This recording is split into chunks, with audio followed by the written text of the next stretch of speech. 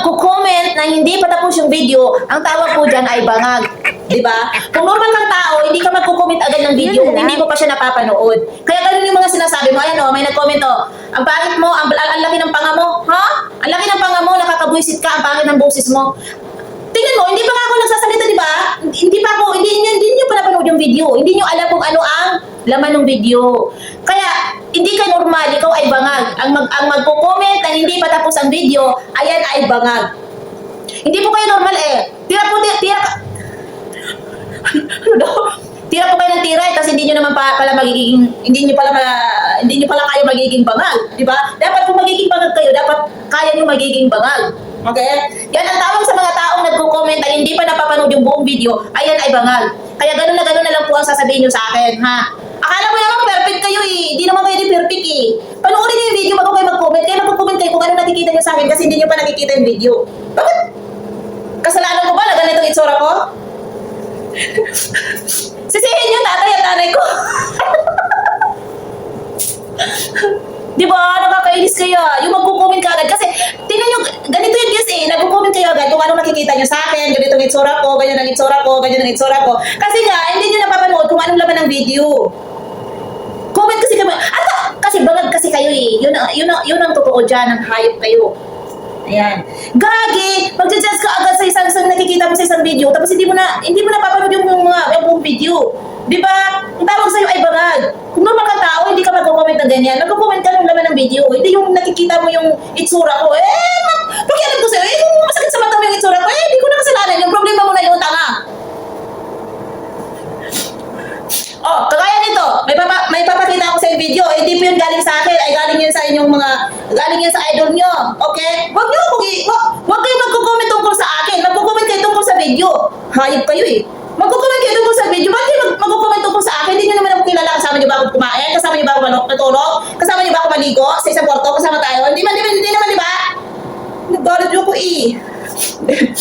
Bati-bati tayo. Yun, ang magko-comment ang hindi pa tapos ang video, ang tawag po, kayo po ay isang bangag. Okay po? Kasi nagko-comment kayo na hindi nyo alam kung anong laman ng video. So yung kino-comment nyo, yung nakikita nyo, sa mukha ko. Problema mo na yan. Masakit mo sa mata, ang ganda ko. So kasi ipapanood ko sa'yo, kayo na humusga kung anong makikita nyo sa video na ipapanood ko. So ayan ay video, ayan ay kumalat na, ayan ay alam kong nakikita nyo na to. So, kayo na humusga. So, mag-comment kayo ha, doon sa nakikita nyo video, hindi sa pagmumukha ko. Okay? Hayop kayo eh. Agad-agad, i-comment nyo agad kung anong pagmumukha ko. Huwag yung pagmumukha ko kasi mamamalas kayo sa buong araw. O hindi. Kung mag-comment po kayo sa akin, ay mamalasin po kayo sa buong araw o sa buong pagkatao nyo. Kaya huwag yung mukha ko yung i-comment nyo. Okay? Okay? Approve ba tayo dyan? So, ang ipapakita ko po sa inyo ay ang video na hindi ko alam kung bakit niya ito. Basta kayo na humusga, kayo na mag-comment dyan. Okay, let's go. You will teach four-year-olds how to masturbate. That every child has the right to try different sexualities. It is a travesty of what sexual and sex education should be to the children. What about the parents? Wala na silang karapatan. I'm a parent and I'm a grandparent. So I feel very strongly about this. So, let me be very, very clear. I still believe that sex education, in terms of teaching kids the anatomy of the reproductive systems of male and females, is extremely important. The consequences of early pregnancy, the prevalence of HIV, kailangan ituro lahat yan para alam ng mga kabataan.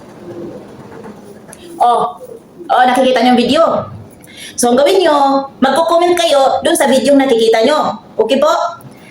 Kasi kung mag-comment kayo tungkol sa pagmumukha ko, ay hindi yun tanggap ni ano. Isipon ako, sorry po. Magko-comment kayo sa video na nakikita nyo, wag sa pagmumukha ko. Kasi pag kayo ay nagko-comment dyan sa pagmumukha ko, kayo ay mamalasin sa buong araw or sa buong pagkatao nyo. Okay po? Please like and subscribe!